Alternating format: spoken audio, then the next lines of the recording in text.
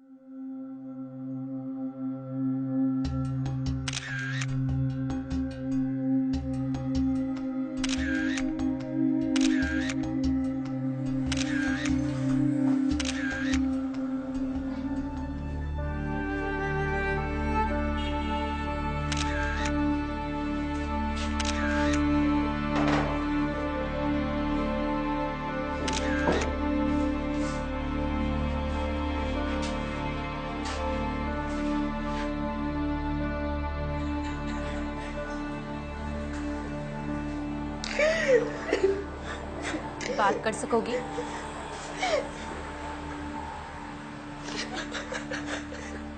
अपने पिता को पिस्तौल की गोली खाकर मरा हुआ देखने के तुरंत बाद पुलिस को बयान देना किसी के लिए भी आसान बात नहीं। इस केस में गोली का शिकार दर्शन पोरबंदर में पुलिस कांस्टेबल था। बड़ी मुश्किल से दर्शन की 16 वर्षीय बेटी ज्योति ने पुलिस को बताया कि पिछली रात क्या हुआ था।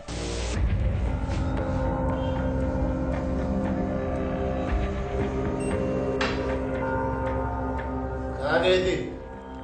एक हाथ में चक्की का आटा, दूसरे में सब्जियां। खुद ही सोच लीजिए कहाँ गई थी। हीरोइन की तरह डायलॉग मार रही है। तुम्हारी माँ कहाँ है?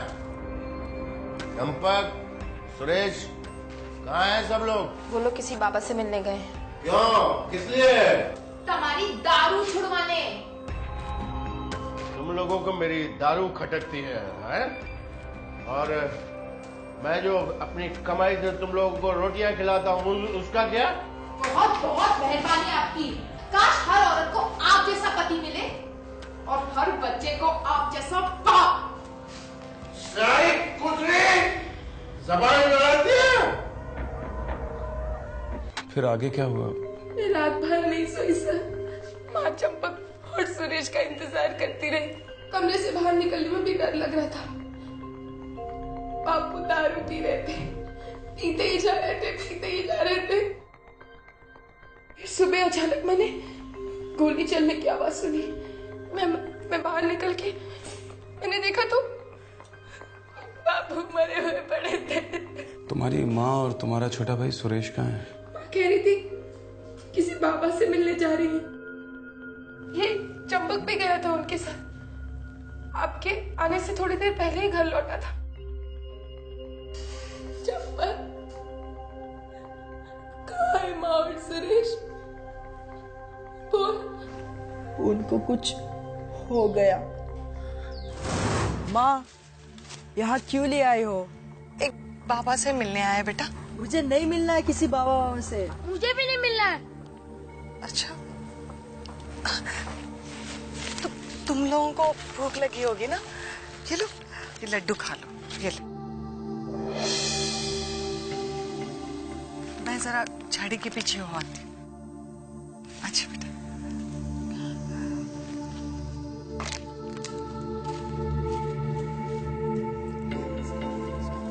तुम नहीं खा रहे लड्डू? मैं बाद में खा लूंगा। माँ ने आज तक कभी बिना बात के लड्डू नहीं खिलाए। तुमको नहीं खाना तो मुझे दे दो। मैंने कहा ना मैं बाद में खा लूंगा।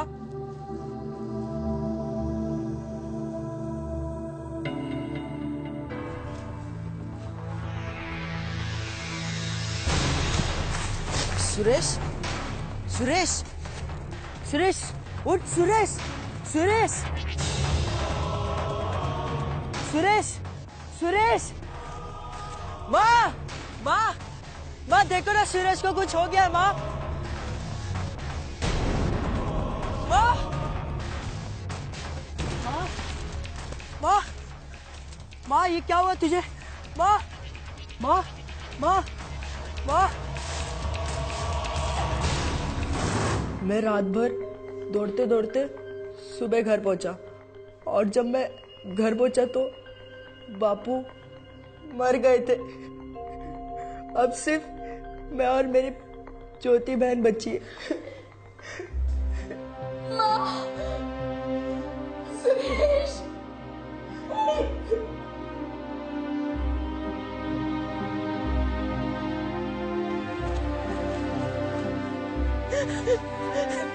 मेरी माँ और बापू हमेशा झगड़ा करते रहते थे।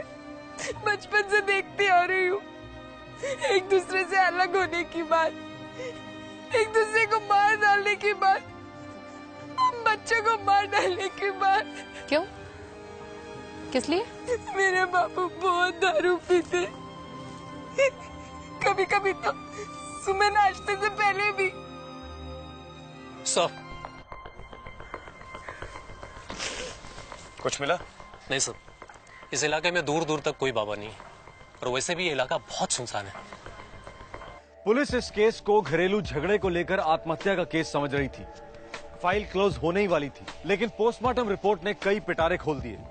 सर ये सुसाइड केस नहीं है। डॉक्टर, आप किस बेसिस पे कह सकते हैं कि सुसाइड का मामला नहीं है? सर इधर आइए सर। सर ये देखिए सर, इनके गले को दबाया गया है, अभी भी ये हाथों के निशान नजर आ रहे हैं। सर इधर भी देखिए सर, ये और जहर? वो भी दोनों के शरीर में मौजूद है।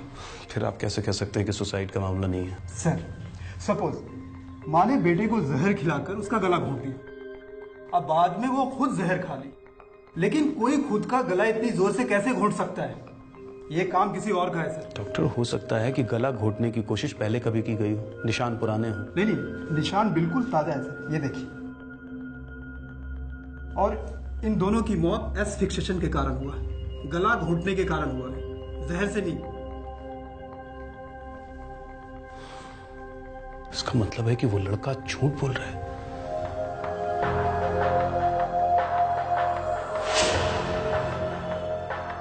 मैंने कुछ नहीं बोला, मैंने कुछ नहीं बोला।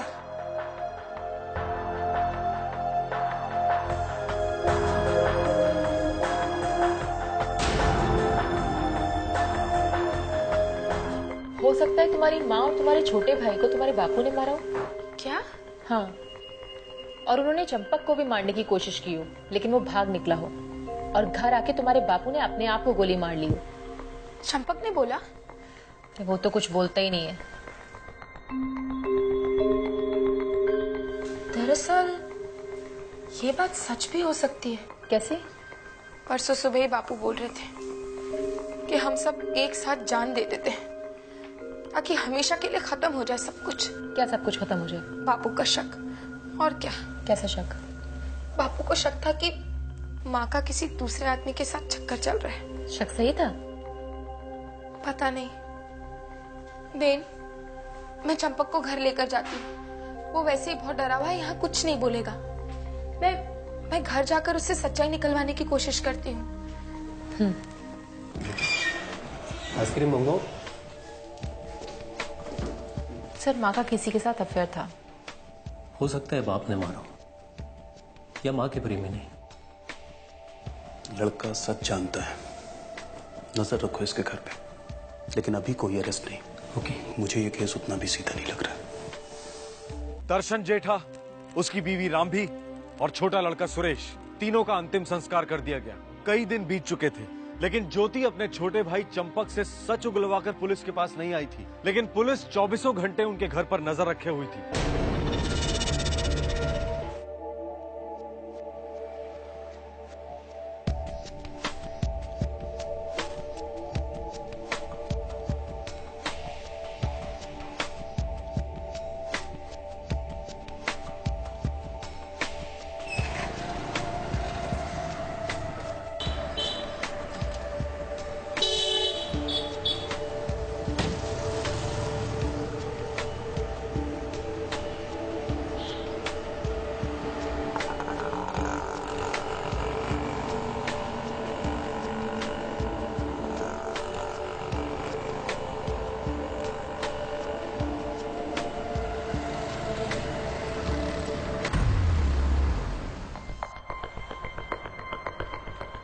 सर, लगता है कुछ हाथ लगा है। मैं खबरियों को एक्टिवेट कर देता हूँ।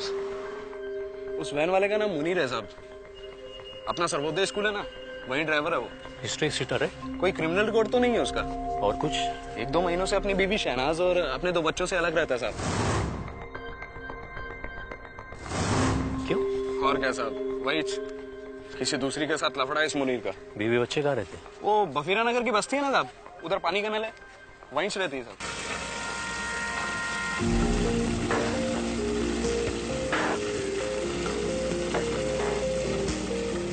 अरे तेजल, तू रोज 2-2 घड़े क्यों भरती है? तेरे घर में भला है ही कौन इस पानी को इस्तेमाल करने वाला? तू अपना घर देखना, दूसरे घर में क्या झांक रही है? झांकना तो तेरे मर्द की फितरत है, तभी तो दूसरी औरतों के घर में झांकता रहता है। क्यों? इसीलिए बच्चे नहीं हुए ना तेरे? मुंह बंद कर वरना एक घड़ा उठा के तेरे सर में दूंगी। अरे जा, बहुत देखी है तेरे जैसी। हिम्मत है, हाथ तो लगा के दिखा। हिम्मत तो बहुत है, अभी दिखाऊं फिर। अरे झगड़ा करना है तो कहीं और जाके करो, पानी चला जाएगा।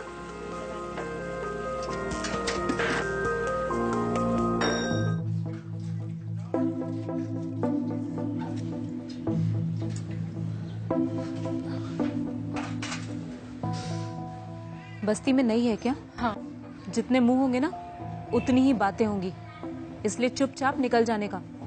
किसी की सुनने की जरूरत नहीं है। क्या करूं, अपनी तो सारी किस्मत ही ऐसी है। क्या हुआ है? तेरा मर्द किसी के साथ चला गया है क्या? मर्दों की तो चाहती ऐसी होती है। उस डायन ने जादू रचा रखा है उसके ऊपर। उसके चक्कर में मुझे घर से निकाल दिया, उसे लेके रह रहा है। पगली है तू, तुझे घर नहीं छोड़ना चाहिए था। अरे मेरा मर्द तो खुद कुत्ता है, मैंने तो लात मार के घर से निकाल दिया उसे। दूसरी औरत उसकी माँ की उम्र की है, शर्म नहीं है हरामी को। और मेरा मर्द, उसकी रखेल तो उसकी बेटी की उम्र की है। एक स्कूल में पढ़ती है वो लड़की। ये मर्द जात ना कुत्रों नी जात छे।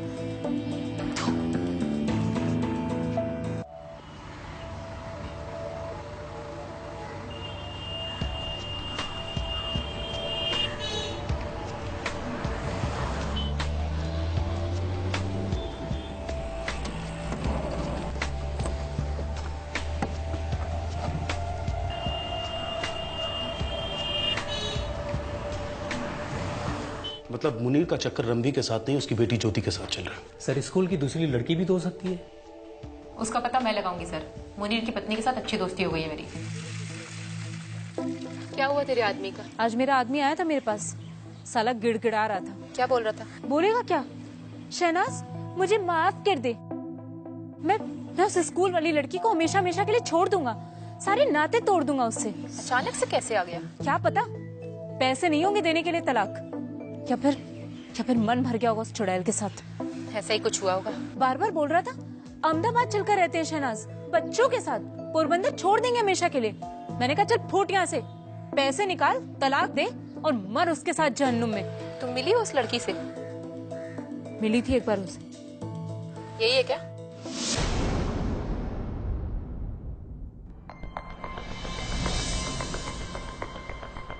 कौन हो तुम?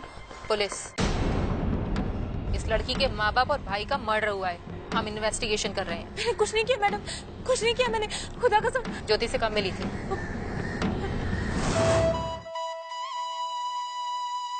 तुमसे नहीं होगा, मैं खुद पहनती हूँ।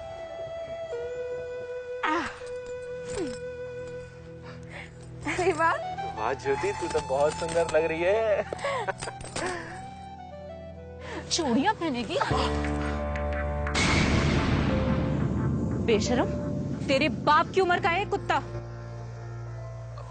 शहनाज, तू यहाँ, मैं कहता हूँ घर वापस जा। तू तो छुपी रह कमीने। साली, तेरी औकात नहीं मेरे मुनीर की बीवी बनने की। चुपचाप तलाक को मंजूर हो जा और फुट ले यहाँ से। चुप रहे कुतिया, 2 बच्चों का बाप है, इश्क लड़ाती है उसके साथ। तू एक बात कान खोलकर सुन दे मेरी, चाहे दुनिया इधर की उधर क्यों नहीं हो जाए, मुनीर सिर्फ मेरा है और मेरा ही रहेगा, समझी? उस दिन के झगड़े के बाद मुनीर कभी कभार घर आता था, रात भर बाहर रहता था। उस ज्योति के गुलछर्रे उड़ाता होगा, क्योंकि क्योंकि मुझे तलाक देने की हिम्मत ही नहीं थी उसमें। साले के पास पैसे ही नहीं थे हर जाना देने के लिए। सर, इसमें मुनीर का ही हाथ है, चंपक को छुपा रहा है।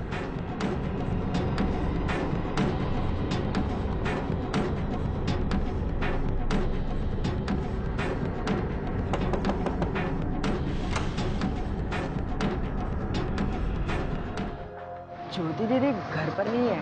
पता है बेटा, घबराओ मत, हम तुम्ही से मिलने आए। बेटा इधर देखो, बिल्कुल मत घबराओ, कोई नहीं डराएगा तुम्हें। कौन है जो तुम्हें डरा रहा है? मुनीर। आखिरकार चंपक ने अपनी चुप्पी तोड़ी। किसने रची थी ये मौत की साजिश, जिसे बड़ी चालाकी से आत्महत्या का रूप दिया गया? पुलिस ने ज्योति और मुनीर दोनों को पूछताछ के लिए बुलाया। नाबालिग पे रेप का चार्ज लगेगा, जमानत तो मिलेगी नहीं, हर हड्डी लॉकअप में टूटेगी। जल्दी सोच और उससे भी पहले बोल, क्योंकि तूने एक पुलिस वाले को मारा है। साहब मैंने कुछ नहीं किया साहब, मैंने कुछ भी नहीं किया, मैंने किसी को नहीं मारा, मैंने किसी को नहीं मारा भी नहीं। औरत और बच्चे का गला दबाते वक्त तो तुझे रोना नहीं आया? उससे क्या पूछते हो? मैं बताती हूँ। मुनीर की इसमें कोई गलती नहीं। जो कुछ हुआ मेरे कहने पर हुआ है।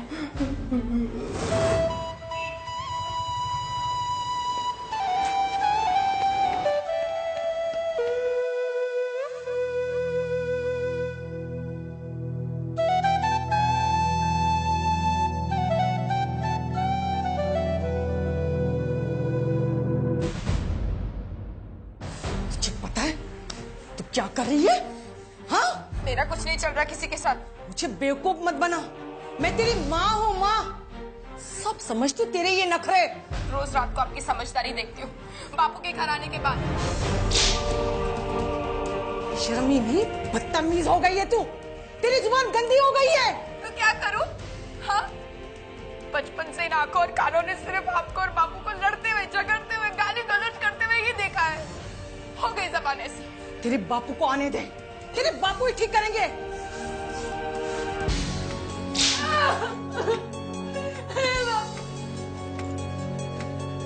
आप सुरेश और चंपक से पूछ लीजिए, मेरा कुछ नहीं चल रहा है बापू, कुछ नहीं। माँ झूठ बोल रही है बापू। ये झूठ बोल रही है कि सच बोल रही है? बोल। झूठ। ज्योति बहन और मुनीर का फ्रेंडशिप चल रहा है। हाँ, मैंने भी देखा है। और मैं अपनी बेटी के बारे में इतना बड़ा झूठ क्यों बोलूंगी? इतनी छोटी लड़की और इतनी बेशरम। छी! साली, तेरे पे ही गई है ये। जैसी माँ वैसी बेटी। और तुम? हाँ? सुबह से लेकर शाम तक दारू पीते रहते हो, और तुमने कौन से वेद पुराण पढ़ाया अपने बच्चों को? मर क्यों नहीं जाती? मर जाऊंगी, लेकिन पहले तुझे मारकर मरूंगी, समझे? छोड़।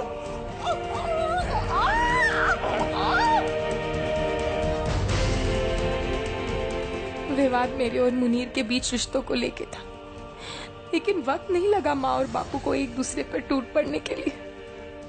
एक दिन एक रात ऐसी नहीं देखी जब माँ और बापू एक दूसरे से प्यार से बात करें। मुझे प्यार मिला तो सिर्फ मुनीर से। मैंने उसी रात तय कर लिया, दुनिया इधर की उधर हो जाए, मैं मुनीर से कभी अलग नहीं होंगी। मेरी बात मानो, हम दोनों एक दूसरे को भूल जाते हैं ज्योति। अगर तुमने मुझे अपनी पत्नी नहीं बनाया ना मुनीर, तो मैं अपनी जान दे दूंगी, लेकिन उससे पहले मैं तुम्हारे टुकड़े टुकड़े कर दूंगी, माँ भवानी की कसम। हम शादी कैसे कर सकते हैं ज्योति, कैसे? मेरी बेगम मुझे कभी तलाक नहीं देगी, और उसे देने के लिए मेरे पास पैसे भी नहीं है। और तुम्हारा बापू पुलिस वाला है। कुछ नहीं हो सकता ज्योति, कुछ नहीं हो सकता। सब कुछ हो सकता है मुनीर, सब कुछ हो सकता है। हम अपना परिवार शुरू करेंगे, लेकिन इन दोनों परिवारों को खत्म करने के बाद। क्या बक रही हो तुम? सही कह रही हूँ। मेरी माँ, बापू, दोनों भाई, तुम्हारी बीवी, दोनों बच्चे, सबको एक साथ खत्म कर देंगे। ज्योति तुम पागल हो गई हो। हाँ, तुम्हारे प्यार में पागल हो गई मुनीर। तुम मेरा साथ दो ना दो, मैं ये काम जरूर करूंगी। इतना भयानक ख्याल तुम्हारे दिमाग में कैसे आया ज्योति? बचपन से ही था सर। बापू का हर दूसरे दिन किसी ना किसी के साथ चक्कर, ऊपर से दारू, माँ को पीटना, भाइयों को और मुझे पीटना। ऐसा लगता था जैसे एक बार एक झटके में ही सब के सब खत्म हो जाए। वैसे भी ये सड़ी हुई जिंदगी तो जी रहे थे। तो कैसे मुक्ति दी तुमने इन तीनों को? हाँ,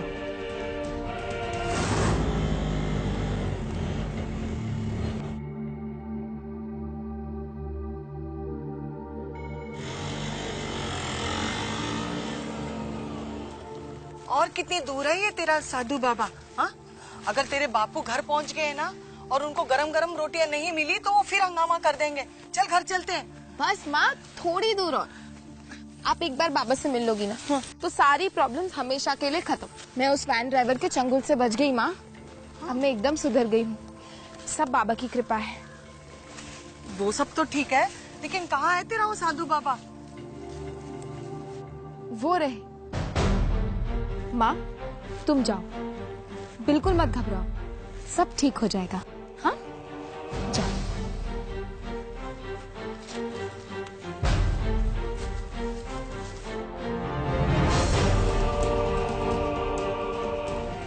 सुरेश, अब तुम जाओ। हाँ, वहीं पर।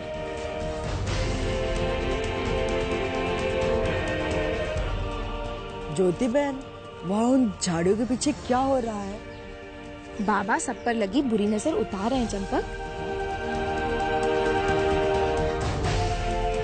देखो, बाबा इशारा कर रहे हैं। अब तुम्हारी बारी। जाओ जाओ।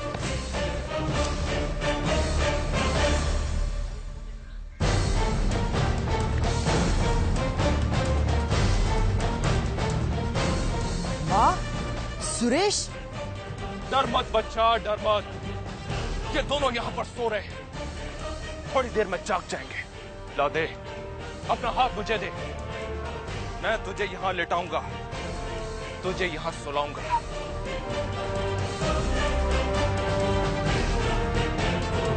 मुनीर, तुम?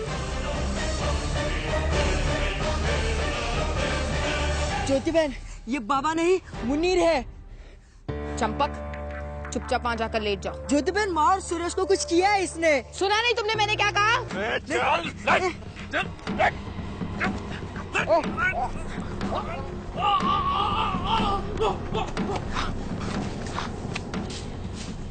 छोड़ूंगा ना।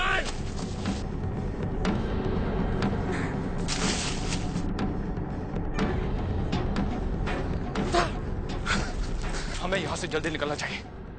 तेरा भाई तेरे बाबू तक पहुंचना नहीं चाहिए।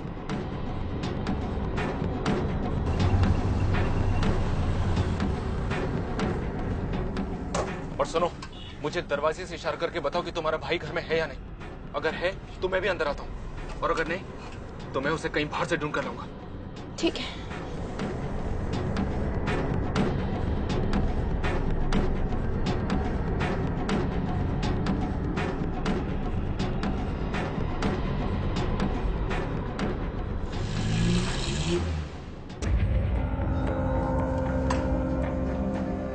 कहाँ गई थी? एक हाथ में चक्की का आटा, दूसरे में सब्जियां।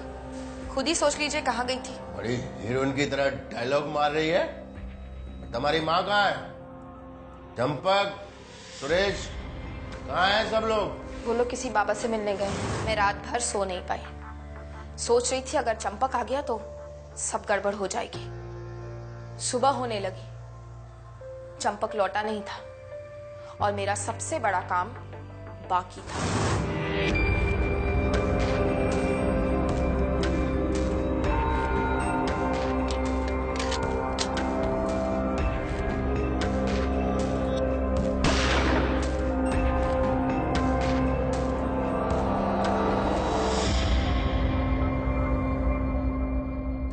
फिर सुबह चंपक आया। हाँ सर, मैंने चंपक से कहा कि अगर उसने होशियारी की तो मुनीर के दोस्त उसकी खाल खींचकर उसे मार डालेंगे। लेकिन प्लान तो मुनीर की बीवी, बच्चों और चंपक को भी मारने का था ना ज्योति? पूरा नहीं हो पाया सर, पकड़े जो गए।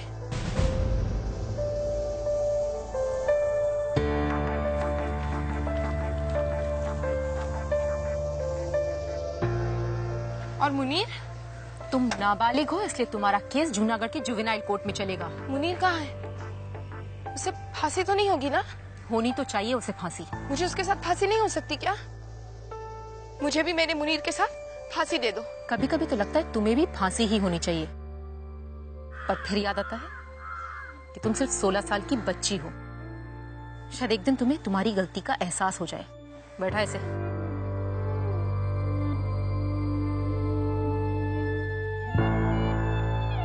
अक्सर इस तरह के जुर्म के लिए कुछ बुद्धिजीवी मीडिया और फिल्मों को जिम्मेदार ठहराते हैं, लेकिन क्राइम पेट्रोल इस बात से पूरी तरह से सहमत नहीं है। हाँ, अगर एक बीमार दिमाग दिन रात हिंसक इमेजेस से एक्सपोज होगा तो प्रभाव तो जरूर पड़ेगा, लेकिन सिर्फ मीडिया ऐसी हिंसा का कारण नहीं है।